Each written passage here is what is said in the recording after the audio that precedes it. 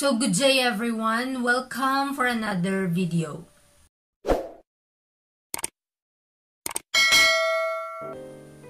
Sa oras na ito ating pag-aaralan ang Messages to Young People. Nasa chapter 17 na po tayo, entitled Tunay na Pagbabagong Loob. So samahan niyo po akong pag-aralan ang salita ng Panginoon. Sabi dito, "At ako'y magbubuhos ng malinis na tubig sa inyo, at kayo'y magiging malinis mula sa lahat ng inyong karumihan, at mula sa lahat ng inyong mga Diyos-Diyosan. Ako'y maglilinis sa inyo. Magbibigay ako sa inyo ng isang bagong puso, at ilalagay ko ang isang bagong espiritu sa loob ninyo. Aking aalisin ang batong puso mula sa inyong laman, at bibigyan ko kayo ng pusong laman." So dito mga kapatid, sa ating napag-aralan, nagbibigay sa atin ng paalala na ang ating Panginoon ay talagang nagpapatawad at naglilinis ng ating mga puso, ng ating mga kasalanan. Ang atin lang is makipag-communicate tayo sa Kanya, magbalik loob tayo sa Kanya. Dahil sa ating mga sarili, wala po tayong kapangyarihan na mabago, na mamold yung karakter ni Kristo.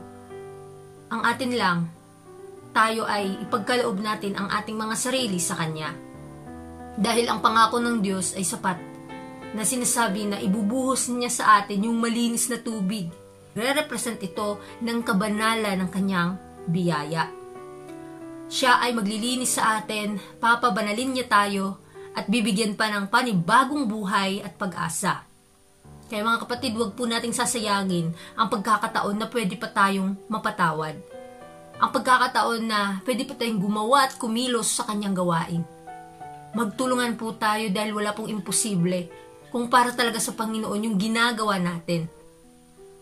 Dahil maraming mga tao ngayon na nakakaalam ng katotohanan ngunit binabaliwala lang nila ang kalooban ng Panginoon. Kaya kinakailangan na ipagkaloob na natin sa Kanya ang lahat ng mga bagay. At hindi lang tayo babaguhin ng Panginoon, kundi ibibigay niya sa atin yung bagong puso at tatanggapin niya tayo ng may kagalakan upang magamit niya tayo sa Kanyang banal na gawain. Sabi pa dito, marami sa mga nagsasalita sa iba tungkol sa pangangailangan ng bagong puso ay hindi mismo nauunawaan kung ano ang kahulugan ng mga salitang ito. Lalo na ang mga kabataan ay nahihirapan sa parirala na bagong puso. Hindi nila alam kung ano ang ibig sabihin nito. Naghihintay sila ng isang espesyal na pagbabago na mangyari sa kanilang mga damdamin.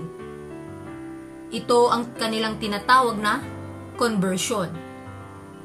Sa pagkakamaling ito, libu-libong tao ang nadapa at naligaw ng landas. Hindi nauunawaan ang pahayag na kayo'y dapat ipanganak na muli. Mga kapatid, sa ating panahon ngayon, maraming mga kabataan na gusto nilang baguhin ang kanilang mga sarili, gusto nilang iligtas ang kanilang mga sarili, gusto nilang gawin ang mga bagay na walang tulong ni kahit sino. Ngunit, ang mga bagay na ito o yung gusto nilang gawin sa kanilang sarili ay hindi po nila kayang gawin. Kaya wala po tayong magagawa mga kapatid sa ating mga sarili. Bagkus ang Panginoon lang ang magbibigay sa atin ng kalakasan para makapanagumpay at para makuha natin yung tunay na pagbabago. So marami ngayong nagsasalita tungkol sa pangangailangan na kanilang nakikita daw yung sarili nila na nabago sila. Maraming gustong magbago nga mga kapatid, ngunit hindi nila maisakatuparan sa kanilang mga sarili ang pagbabagong ito dahil wala po silang kapangyarihan dito. Lalo na yung mga kabataan natin sa mga huling araw, maraming nahihirapan sa pariralang bagong puso. Gusto ninanais nating lahat na magkaroon ng bagong puso, ngunit hindi po natin kaya na mabago ang puso natin sa ating mga sarili dahil wala po tayong magagawa. So hindi nila alam kung anong ibig sabihin ng pagbabagong loob.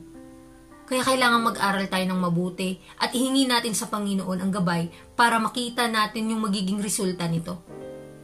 At bibigay ng Panginoon sa atin yung mga dapat nating baguhin sa ating sarili.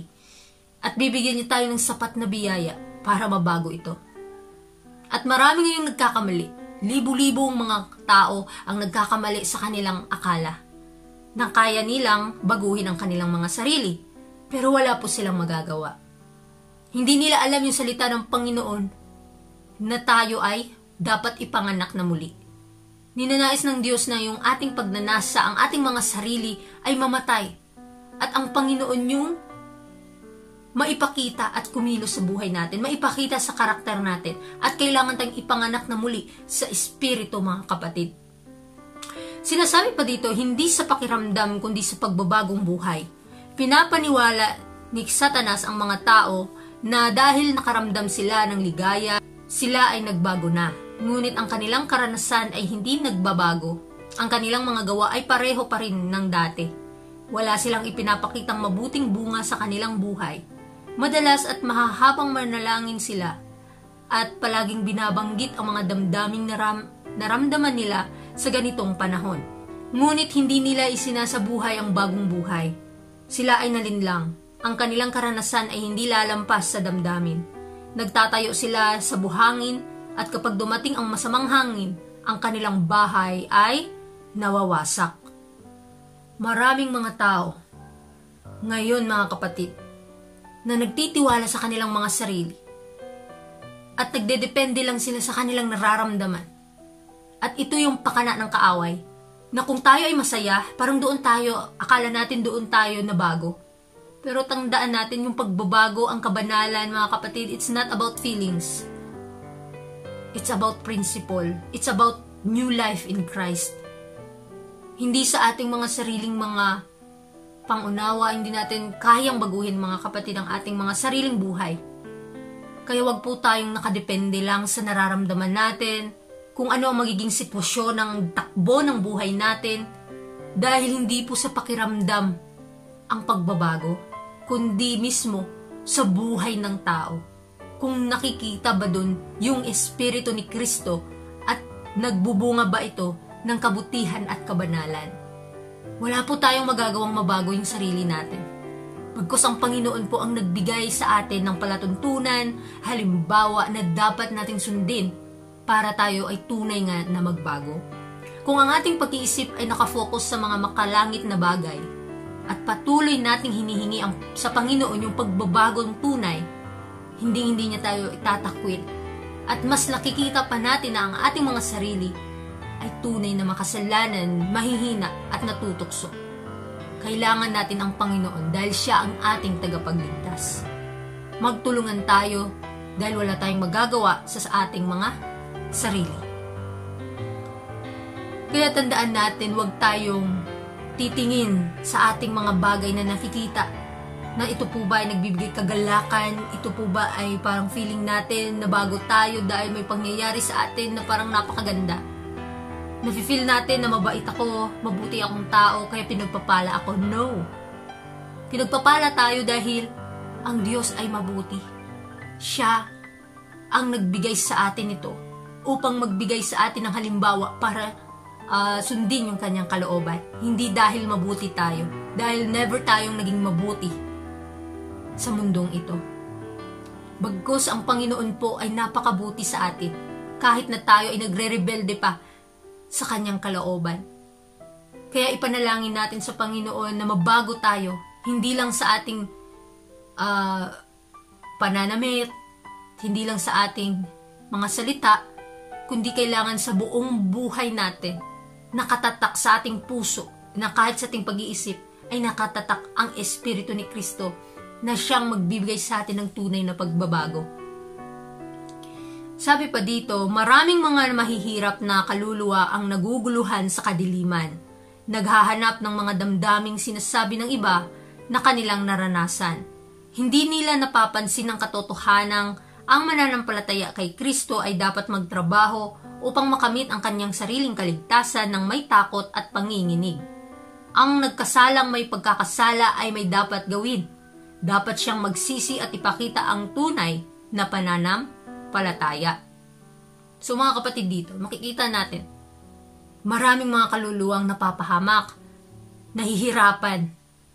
Sinusubok nila ang kanilang mga sariling pagsisikap para magkaroon ng kaligtasan. Tandaan natin, iniligtas po tayo ng Panginoon. At ang ating pagsunod, dahil ito po ay bunga lamang ng kaligtasan, na ibinigay sa atin. Hindi na natin kailangang magtrabaho or susunod tayo para maligtas. Mga kapatid, dahil ang pagsunod, ito po ay resulta ng kaligtasan. Susunod tayo dahil binigyan tayo ng kakayahan na sumunod sa kalooban niya dahil iniligtas na tayo ng Diyos. Ngunit nais ng Diyos sa atin na kung tayo'y iniligtas, kailangang may pagbabago at maipakita yung tunay na pananampalataya sa Kanya. At ang ating mga kaligtasan ay nakaugnay lamang sa ating Panginoon, na kahit na tayo'y mahihina, nagkakasala, nagkakamali, ay dapat meron tayong gagawin. At dapat nating maipakita ang tunay na pagbabago, tunay na pananampalataya at pagsisisi na hindi na natin gagawin ang mga bagay na hindi karapat-dapat. At sundin ang kalooban ng Panginoon ng bukal sa puso ng may pag-ibig at paggawa. Sinasabi pa dyan, kapag si Jesus ay nagsasalita tungkol sa bagong puso, ang ibig niyang sabihin ay ang isip, ang buhay, ang buong pagkatao. Ang pagkakaroon ng pagbabago ng puso ay ang pag-alis ng mga damdamin mula sa mundo at pagtutok sa Panginoon. Ang pagkakaroon ng bagong puso ay nangangahulugang pagkakaroon ng bagong isip, bagong layunin, at bagong motibo. Ano ang tanda ng isang bagong puso?